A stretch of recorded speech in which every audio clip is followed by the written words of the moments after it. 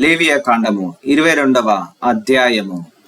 మరియు యెహోవా మోషేకు ఇలాగు సెలవిచ్చెను, ఇజ్రాయేలీయులు నాకు ప్రతిష్ఠించు వాటి వలన అహరోనును అతని కుమారులను నా పరిశుద్ధ నామమును అపవిత్రపరచకుండునట్లు వారు అపరిశుద్ధమైన వాటిని ప్రతిష్ఠితములుగా ఎంచవలెనని వారితో చెప్పుము. నేను యెహోవాను.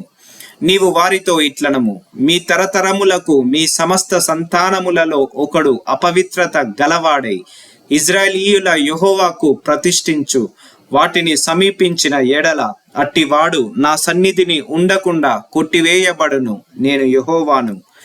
అహరోను సంతానములో ఒకనికి కుష్ఠైనను స్రావమైనను కలిగిన ఎడల అట్టివాడు పవిత్రత పొందు వరకు ప్రతిష్ఠితమైన వాటిలో దేనిని తినకూడదు. శవము వలని అపవిత్రత గల దేనినైనను ముట్టువాడును స్ఖలిత వీర్యుడను. అపవిత్రమైన పురుగునేమి ఏదో ఒక అపవిత్రత వలన అపవిత్రుడైన మనుష్యునినేమి ముట్టువాడును. అట్టి అపవిత్రత తగిలిన వాడును సాయంకాలము వరకు అపవిత్రుడగును. అతడు నీళ్లతో తన దేహమును కడుగుకొను వరకు ప్రతిష్టమైన వాటిని తినకూడదు. సూర్యుడు అస్తమించినప్పుడు అతడు పవిత్రుడగును. తరువాత అతడు ప్రతిష్టమైన వాటిని తినవచ్చును, అవి వానికి ఆహారమే గదా. అతడు కళేబరమునైనను చీల్చబడిన దానినైనను తిని దాని వలన అపవిత్రపరచుకొనకూడదు. నేను యెహోవాను.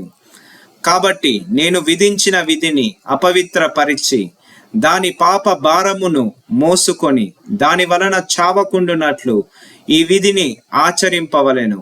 నేను వారిని పరిశుద్ధపరచు యెహోవాను. అన్యుడు ప్రతిష్ఠితమైన దానిని తినకూడదు. యాజకుని ఇంట నివసించు అన్యుడే గాని జీతగాడే గాని ప్రతిష్టమైన దానిని తినకూడదు. అయితే యాజకుడు క్రయధనమిచ్చి కొనిన వాడును అతని ఇంట పుట్టిన వాడును అతడు తిను ఆహారమును తినవచ్చును. యాజకుని కుమార్తె అన్యునికి ఇయ్యబడిన ఎడల ఆమె ప్రతిష్ఠితమైన వాటిలో ప్రతిష్టార్పణమును తినకూడదు. యాజకుని కుమార్తెలలో విధవరాలే గాని విడనాడబడినదే కాని సంతానము లేని ఎడల ఆమె తన బాల్యమందు వలె తన తండ్రి ఇంటికి తిరిగి చేరి తన తండ్రి ఆహారమును తినవచ్చును గాని అన్యుడెవడును దాన్ని తినకూడదు. ఒకడు పొరబాటున ప్రతిష్ఠితమైన దానిని తినిన ఎడల వాడు ఆ ప్రతిష్టమైన దానిలో 5వ వంతు కలిపి దానితో యాజకునికి ఇయ్యవలెను. ఇజ్రాయేలీయులు ప్రతిష్ఠితమైన వాటిని తినుట వలన అపరాధమును భరింపకుండునట్లు తాము యెహోవాకు ప్రతిష్ఠించు పరిశుద్ధ ద్రవ్యములను అపవిత్రపరచకూడదు. నేను వాటిని పరిశుద్ధపరచు యెహోవానని చెప్పుము. మరియు యెహోవా మోషేకు ఇలాగు సెలవిచ్చెను, నీవు అహరోనుతోను అతని కుమారులతోను ఇజ్రాయేలీలందరితోనూ ఇట్లు చెప్పుము. ఇజ్రాయేలీయులు ఇంటి వారిలోనే గాని ఇజ్రాయేలీలలో నివసించు పరదేశులలోనే గాని ఎవడు యెహోవాకు దహన బలిగా స్వేచ్ఛార్పణములనైనను మొక్కుబళ్ళనైనను అర్పించునో వాడు అంగీకరింపబడినట్లు గోవులలో నుండి అయినను గొర్రె మేకలలో నుండి అయినను దోషము లేని మగదానిని అర్పింపవలెను. దేనికి కలంకముండునో దానిని అర్పింపకూడదు, అది మీ పక్షముగా అంగీకరింపబడదు. ఒకడు మొక్కుబడిని చెల్లించుటకే గాని స్వేచ్ఛార్పణము అర్పించుటకే గాని సమాధాన బలి రూపముగా గోవునైనను గొర్రెనైనను మేకనైనను యెహోవాకు తెచ్చినప్పుడు అది అంగీకరింపబడునట్లు దోషము లేనిదై ఉండవలెను. దానిలో కలంకమేదియు నుండకూడదు. గుడ్డిదేమి, కుంటిదేమి, కొరత గలదేమి, గడ్డగలదేమి, గజ్జి రోగము గలదేమి, చిరుగుడు గలదేమి అట్టి వాటిని యెహోవాకు అర్పింపకూడదు. వాటిలో దేనిని బలిపీఠము మీద యెహోవాకు హోమము చేయకూడదు. కురిపి అయినను కోడెనైనను గొర్రె మేకల మందలోని దేనినైనను స్వేచ్ఛార్పణముగా అర్పింపవచ్చును గాని అది మొక్కుబడిగా అంగీకరింపబడదు.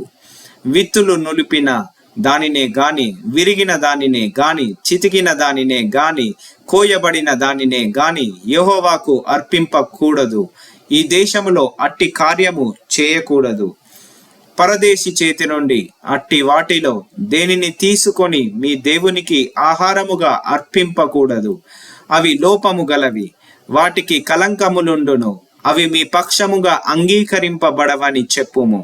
మరియు యెహోవా మోషేకు ఇలాగు సెలవిచ్చెను, దూడయే గాని గొర్రెపిల్లయే గాని మేకపిల్లయే గాని పుట్టినప్పుడు అది 7 దినములు దాని తల్లితో నుండవలెను.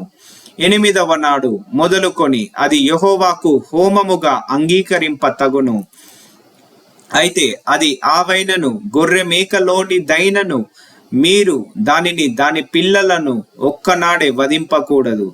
మీరు కృతజ్ఞత బలియగు పశువును వధించినప్పుడు అది మీ కొరకు అంగీకరింపబడినట్లుగా దానిని అర్పింపవలెను. ఆనాడే దాన్ని తినివేయవలెను. మరునాటి వరకు దానిలో కొంచెమైనను మిగిలింపకూడదు. నేను యెహోవాను.